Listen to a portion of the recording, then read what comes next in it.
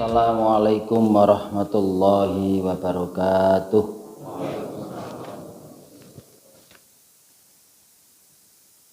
Alhamdulillahi rabbil alamin. Wa bihi nasta'inu ala umurid dunya waddin. Wassalatu wassalamu ala asrafil anbiya wal mursalin Sayyidina wa maulana Muhammadin wa ala alihi wa ashabi ajma'in. Rabbi israh li sadri wa yassir li amri wahlul 'uqdatam min lisani yafqahu qawli. Qala Allah Ta'ala fi kitabil karim, a'udzu billahi minasyaitonir rajim. Ya ayyuhalladzina amanu taqullaha faltanzur nafsum ma qaddamat lighad wattaqullaha innallaha khabirun bima ta'malun. Wa qala aidan ya ayyuhalladzina amanu kutiba alaikumussyam kama kutiba alal ladzina min qablikum la'allakum tattaqun. Jamaah sholat subuh, Bapak Ibu yang dirahmati Allah, puji syukur pada hari ini kita masih bisa bermuwajahah, bertemu untuk tholabul ilmi setelah menjalankan sholat wajib, sholat subuh berjamaah. Sholawat serta salam mari kita panjatkan kehadirat Nabi Agung Muhammad Sallallahu Alaihi Wasallam. Semoga kita bisa meneladani apa yang menjadi teladan kehidupan dari Rasulullah, dan kita bisa mendapatkan syafaatnya nanti di hari akhir. Amin. Bapak Ibu yang berbahagia, tentu kita terus bersyukur karena kita masih diberi nikmat sehat. Karena sepertinya memang nikmat sehat ini menjadi penting di hari-hari ini, karena pandemi COVID-19 masih dianggap ada. Ya, walaupun sudah mulai ada pelonggaran-pelonggaran di mana-mana, tapi pemerintah masih menganggap saat ini belum tuntas sepenuhnya. Jadi yang mau mudik saja sekarang sudah ada aturan tambahan gitu. Yang belum vaksin 3 kali atau vaksin booster harus nopo niku memenuhi tes PCR. Nah, tambah biaya maning gitu. Nah ya, yang suka bepergian ini kalau belum booster harus booster. Bapak Ibu sampun vaksin kedua nggih? Oh, alhamdulillah. Malah pun ketiga. Berarti bebas bepergian ya Bu nggih? Bebas mudik. Tapi tidak kemana-mana. Ini sudah masuk hari ke berapa puasa ini? Las-lasan nggih. Kraose cepet napa dangu nggih Bu? Cepet. Kinten-kinten kok bisa kerasa cepet niku kenging napa nggih? Pripun Pak? Seneng. Wah niki. Wah seneng. Seneng arep badah apa kepriwe? Kira-kira apa ya yang bikin kita ini terasa cepat gitu ya? Dalam Pak? Hujan. Hubungannya apa hujan kali puasa? Nek udan turu baen nggih. Ya, oh betul ngelak, jadi kerasa cepat. Jadi kalau ayat yang pertama tadi saya bacakan itu kan, kalau kita orang beriman, faltandur nafsu ma qaddamat lighad, itu berarti harus tahu apa yang akan kita tuju di depan. Nah, puasa itu juga demikian. Puasa niku ujung-ujungnya apa toh? La'allakum tattaqun. Ketika kita tahu ujungnya adalah takwa, maka kemudian kita akan bersegera. Apalagi ini bulan suci, bulan yang istimewa. Ya. Jadi seolah itu I'mal lidunyaka ka'annaka ta'ishu abadan wa'mal li akhiratika ka'annaka tamutu ghadan. Jadi i'mal lidunyaka, mengerjakan amal apapun untuk duniamu, ka'annaka ta'ishu abadan, seolah-olah arep urip salawas-lawase. Nah, jadi golek rezeki engko bakal ana maning lah, sesuk ana maning. Masih terus berharap, ya.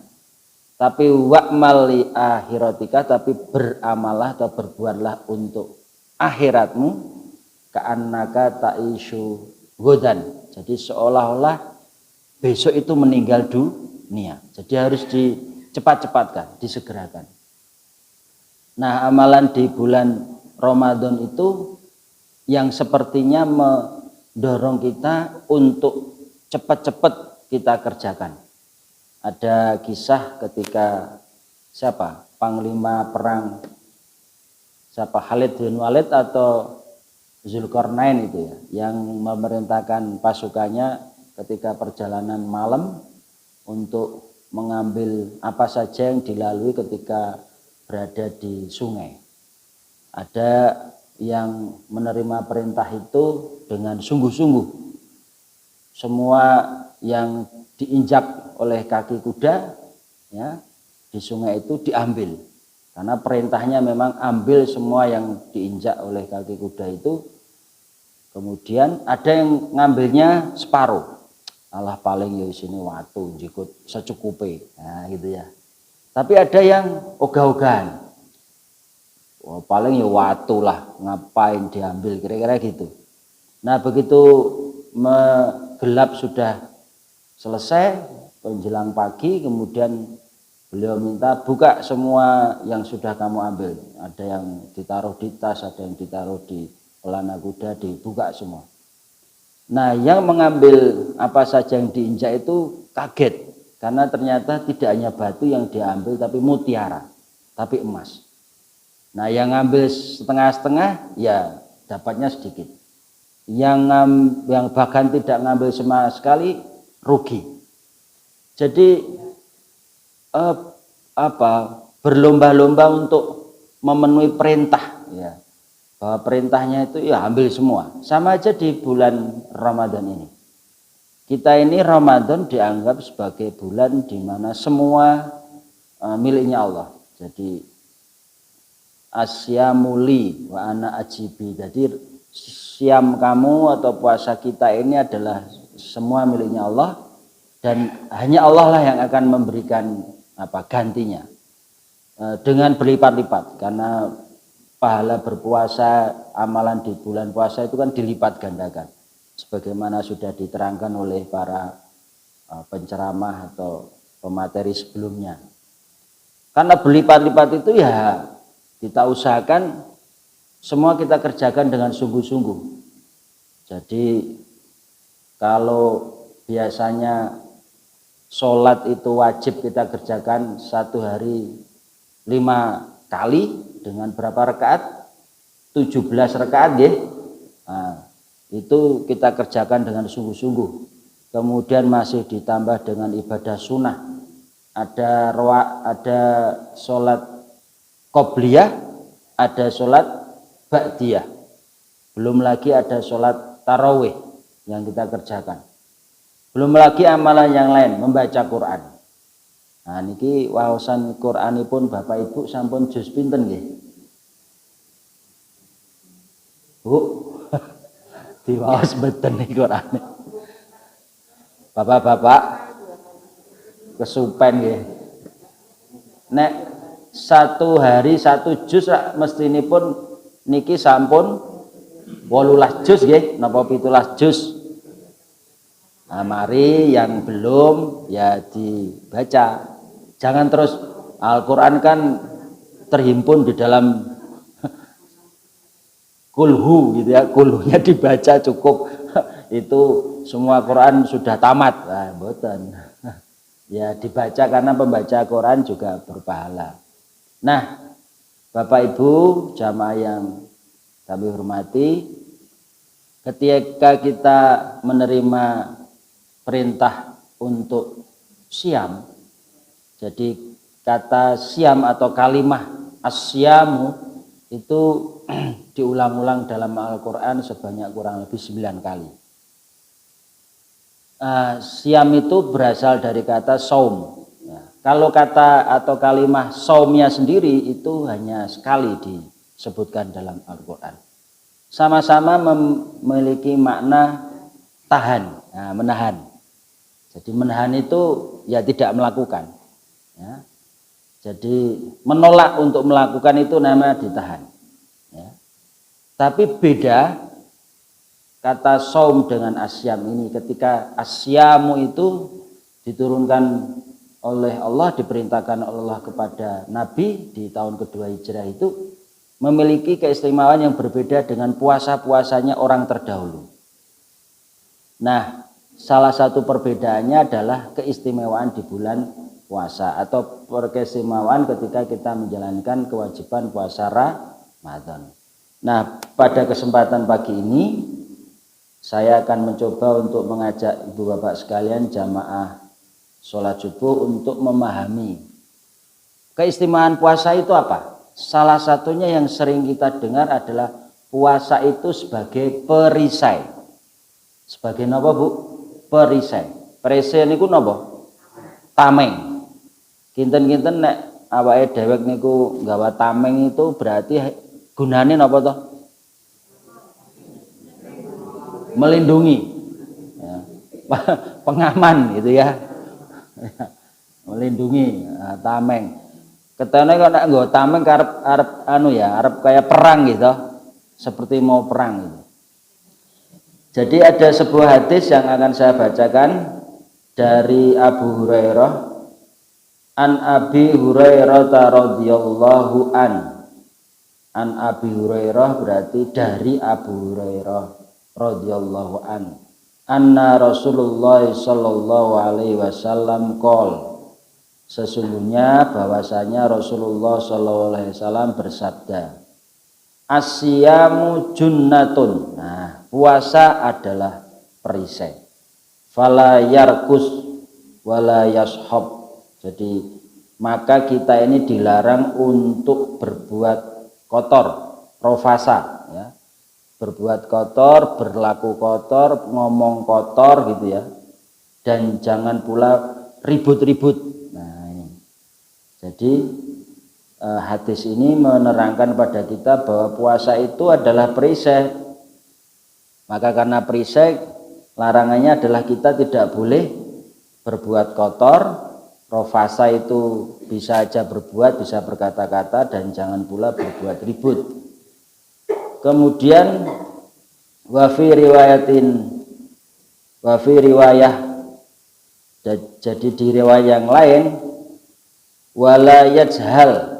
Nah, dalam sebuah riwayat disebutkan jangan pula berbuat bodoh. Ya. Dan apabila ada orang yang mengajaknya berkelahi atau menghinanya, maka katakanlah aku sedang puasa. Jadi wa inim ru'u qatalahu aw syatamahu falyakul inni shaimun marrotain. Aku lagi poso.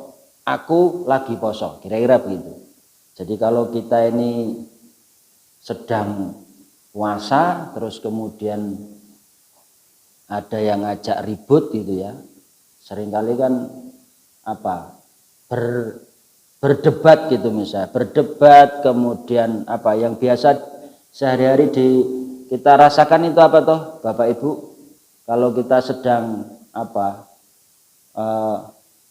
bantah-bantahan misalnya, nah, sedang beradu argumentasi, nah, atau rasan-rasan tapi rasa-rasanya kemudian saling menjatuhkan, saling memperolok-olok. Nah, itu disebutkan bahwa ini shaimun. Nah, kita ngomong aku ini lagi poso. Termasuk juga sebenarnya puasa ini tidak hanya di pas bulan Ramadan saja. Jadi puasa yang dimaksud di sini adalah puasa secara umum, baik sedang puasa sunnah maupun puasa wajib. Nah kadang kan kalau puasa sunnah kan nggak banyak orang tahu, oh jebule lagi poso. Nah untuk menegaskan bahwa diri kita puasa ya, kalau sekiranya ada perselisihan faham, ya, ada gontok-gontokan, maka puasa ini menjadi perisai. Nah untuk menunjukkan pada orang lain itu adalah dengan menyebut inni shaimun. Nah ibu bapak jamaah yang terhormat, ada satu kalimat yang menarik di sini, junnatun, asyamu junnatun. Junnatun itu apa? Junnatun itu tameng. Nah ini kalau menurut Ustadz siapa? Adi Dayat itu, junnatun itu hurufnya jim, non, tak gitu. Nah, bisa tak marbutoh, junnatun. Kata ini sama dengan jinnah. Jinnah itu sekumpulan jin. Sama saja dengan jannah. Jannatun itu apa? Surga. Nah di dalam struktur terminologi bahasa Arab, kalimat yang diawali dengan huruf jim dan nun, jin, nah, itu adalah sesuatu yang tidak tampak. Jadi jin itu nggih mboten ketok, ya, tidak tampak. Nek ana wong kok golek-golek jin ya berarti ya wong barang ora ketok digoleki, ya. Nah, kalau jinnah itu jamak min, jamak dari jin. Jadi jin 1, jin 2, jin banyak itu namanya jinnah. Kalau jannah niku nggih sesuatu yang belum tampak toh, akan tampak kalau nanti kita sudah di akhirat. Nah, junnah atau perisai itu dalam pengertian asyamu junnah itu ada 3 hikmahnya atau 3 pengertiannya. Nah, junnah yang pertama atau perisai yang pertama, puasa adalah perisai. Itu bermakna bahwa puasa tersebut menjadi tameng atau benteng bagi orang yang berpuasa dari perbuatan keji dan amalan yang tidak layak dengan ibadah puasa. Nah, jadi kalau misalnya kita sedang berpuasa itu, tameng kita itu dengan berpuasa akan meninggalkan perbuatan keji, perbuatan atau amalan yang tidak terpuji atau tidak layak. Kinten-kinten kalau pas kita sedang puasa seperti ini, kita mau melakukan hal-hal yang nggak baik, kira-kira mikir gitu Pak? Mikir betul? Ngelih tapi kok iso mikir ya. Biasanya nek ngelih kan ora iso mikir. Kalau dulu zaman kita mahasiswa itu kan istilahnya logika tanpa logistik anarkis Pak ya. ya dulu waktu demo ya Mas Rizal ya pernah demo toh. Nah biasanya kan gitu. Tapi ini aneh. Jadi puasa dalam kondisi perut lapar, tidak makan, tidak minum, tapi itu malah menahan dari diri kita untuk berbuat keji dan mungkar atau berbuat tidak baik. Jadi seolah ewuh gitu ya, nyong puasa tapi kok arep nyolong misalnya gitu. Itu seolah apa ketahan gitu ya. Arep mau melakukan hal yang kira-kira kok tidak baik, tidak senonoh gitu ya. Itu terus ketahan.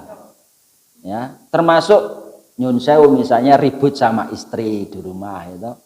Dening bapaknya meneng baen puasa.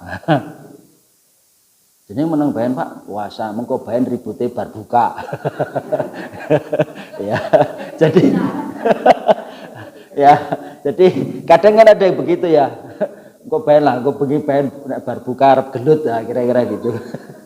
Nah, jadi puasa itu menjadi tameng bagi kita dalam kehidupan sehari-hari. Apalagi kalau zaman dulu itu kan pada saat puasa anak sekolah libur ya. Sekarang ini anak sekolah puasa tidak libur. anak kuliah juga demikian. Seperti hari-hari biasanya, orang bekerja juga demikian.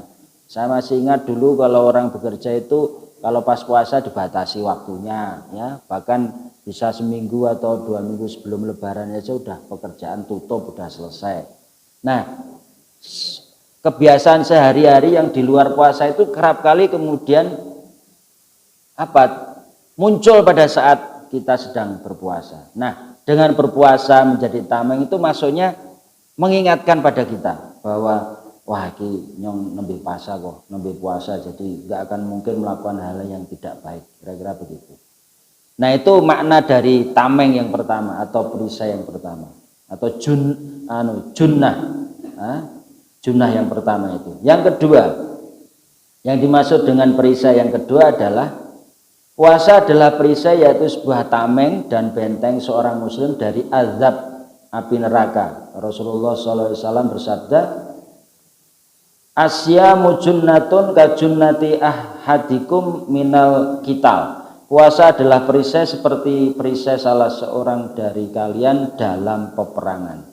Nah, kalau ini maksudnya adalah bila puasa adalah perisai dirinya dari berbagai maksiat, ya, ketika di dunia dan di akhirat kelak, karena puasa tersebut lebih pantas menjadi perisainya dari azab neraka. Jadi perisai di dunia sudah kita dapat.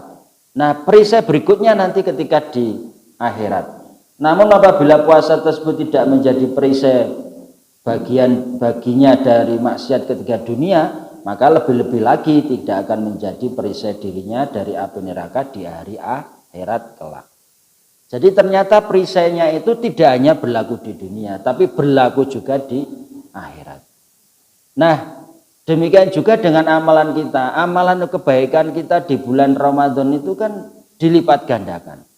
Demikian juga amalan yang tidak baik, perbuatan mungkar pun juga akan dilipat gandakan dosanya. Jadi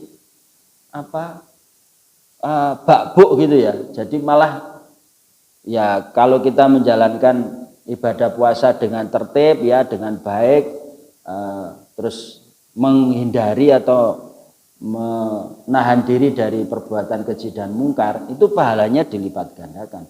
Tapi sebaliknya, kalau di dalam puasa kita melakukan perbuatan yang tidak baik, ya bahkan melakukan kegiatan perbuatan keji dan mungkar, ya dosanya juga berlipat ganda. Nah, ini yang dimaksud bahwa perisai di sini menjadi tameng kita nanti di akhirat, ya di hari pembalasan ketika kita sudah di akhirat. Itu akan menjadi perisai. Artinya apa? Bahwa kalau kita selama kurang lebih 29 hari atau 30 hari menjalankan ibadah puasa, ya sekarang mulai ngitung-ngitung saja. Apa sih yang kurang selama hampir 20 hari ini? Ya kalau ada yang masih kurang, ayo kita perbaiki, ya. Yang kira-kira masih harus dihilangkan, misalnya ya sering ngomongin tetangganya misalnya, atau ngomongin keluarganya, ngerumpi, ya ini mak-mak milenial ini senangnya kan ngerumpi. Ada isu di WhatsApp, isu di medsos, ya diomongin gitu ya. Yang gibah kira-kira begitu, ya mulai kita kurangi. Ini bulan puasa, hal seperti itu kita kurangi. Kalau rumusnya kan ya timbangannya melek mending merem karena merem itu mengurangi maksiat. Jadi amalan paling baik di hari akhir besok itu sepertinya tidur gitu ya. Abu naum, jadi pekerjaannya tidur melulu. Tapi itu lebih baik daripada ngerasanin gitu ya. Karena kita tidur itu kan malah menghindarkan diri dari berbuat maksiat. Ibu bapak jamaah yang berbahagia, perisai ketiga, puasa adalah perisai dan tameng dari berbagai musibah dan bencana. Sabda Rasulullah, asyamu junnatun minan nari wa min bawa ikidar. Nah, bawa ikidar itu dari musibah dan bencana di masa yang akan datang. Jadi sesungguhnya puasa adalah perisai dari api neraka dan perisai dari musibah dan bencana. Kok bisa ya? Nah, ini Quran menjelaskan di surat Asy-Syura ayat 30, A'udzubillahi minasyaitonirrajim. Ma asobakum min musibatin fabima kasabat aydikum wa ya'fu an katsirin. Jadi disebutkan bahwa artinya dan musibah apapun menimpa kalian adalah karena perbuatan-perbuatan tangan kalian sendiri, dan Allah memaafkan banyak dari kesalahanmu. Jadi ternyata ketika tameng atau puasa ini menjadi tameng atau menjadi perisai, itu dengan menahan diri itu bisa menghindarkan kita dari timbulnya musibah atau timbulnya bencana. Kok bisa ya? Nah, tadi ayat surat Asy-Syura ayat 30 dijelaskan bahwa salah satu undraning apa ya? Sebab musababnya ketika terjadi musibah atau bencana karena ulah tangan kita sendiri. Ya. Doharul fasadu fil barri wal bahri bima kasabat aidin nas. Doharul fasadu telah jelas kerusakan fil barri wal bahri di langit dan di darat, di air dan di darat, bima kasabat aidin nas. Itu jelas karena tangan manusia. Dari mana kok bisa begitu? Karena kita lalai, tidak bisa menahan diri. Misalnya begini, mengeksploitasi sumber daya alam, gitu. Kinten-kinten nek hutan-hutan gundul, itu kira-kira bisa menjadi penyebab terjadinya banjir, betul? Bisa. Longsor bisa. Kenapa kok hutannya gundul? Karena ditebangi. Ditebang boleh nggak? Boleh. Tapi dieksploitasi yang tidak boleh. Ditebang secukupnya boleh. Tapi kalau ditebang berlebihan itu yang tidak boleh. Nah, menahan diri untuk tidak menebang sebanyak-banyaknya itulah yang disebut dengan asyam. Menahan diri untuk tidak mengambil keuntungan sebanyak-banyaknya. Termasuk juga misalnya kita bangun gedung, bangun masjid, bangun gedung lah, jangan contohnya masjid, dikorupsi duitnya sehingga bangunannya speknya nggak bagus.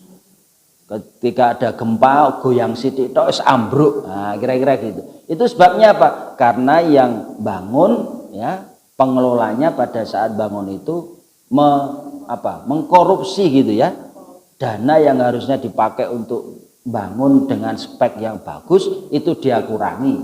Itu karena ulah siapa berarti? Ulah manusia. Nah, contohnya itu. Jadi sebenarnya apa yang dilakukan oleh manusia, Allah sudah ngasih sudah ngasih parameternya, sudah ngasih patokannya. Kalau dalam bahasa Jawa itu apa ya namanya? Tanda ya. Kalau dalam bahasa Jawa itu sebenarnya gini. Ngono ya ngono, ning ojo ngono. Nah, ada standarnya. Nah, niki kan angel nggih, Bu. Ngono ya ngono ning ojo ngono niku terus kepriwe nggih. Kalau pas masa pemilu ya ngono ning ojo semono. Ya. Harus ada standarnya. Nah, tidak boleh berlebih dan tidak boleh berkurang. Jadi tidak boleh berlebih-lebihan, ya. Mengeksploitasi alam, ya. Karena itu juga bagian dari kesalahan kita, ya. Apalagi musibah yang bisa nerima kita itu juga karena kita tidak bisa menahan diri tadi. Kata-kata yadun tangan itu berarti kekuasaan. Jadi dalam beberapa tafsir disebut bima kasabat aidinnas. Aidinnas itu berarti tangan yang banyak, atau aidinnas itu tangan-tangan manusia. Tangan itu dalam beberapa tafsir disebutkan itu adalah kekuasaan. Jadi orang yang punya kekuasaan untuk mengubah sesuatu, mengeksploitasi sesuatu karena dia punya kuasa, itulah yang kemudian menjadi sebab terjadinya musibah. Kira-kira begitu. Nah, sebagai khalifatullah fil ar, maka sebenarnya manusia sudah jelas diberikan petunjuk oleh Allah. Kita ini mengelola dunia, mengelola bumi itu dengan standar yang sudah jelas ya. Tadi apapun tidak boleh berlebih, makan juga demikian, mengambil keuntungan juga demikian ya. Contoh misalnya di bidang ekonomi, kita ngambil keuntungan terlalu besar itu juga akan menimbulkan ketimpangan pasar, kira-kira begitu ya. Kalau apalagi kalau sembako, jadi kalau tuntunan Nabi itu jualan yang tidak boleh terlalu berlebih banyak itu malah sembako, karena sembako itu kemudian akan bisa mempengaruhi kehidupan secara keseluruhan. Di luar itu ya tergantung mekanisme pasar. Demikian kira-kira Ibu Bapak sekalian, jamaah yang kami hormati, kita memaknai puasa ini sebagai perisai. Ada 3 hal yang tadi sudah saya sampaikan.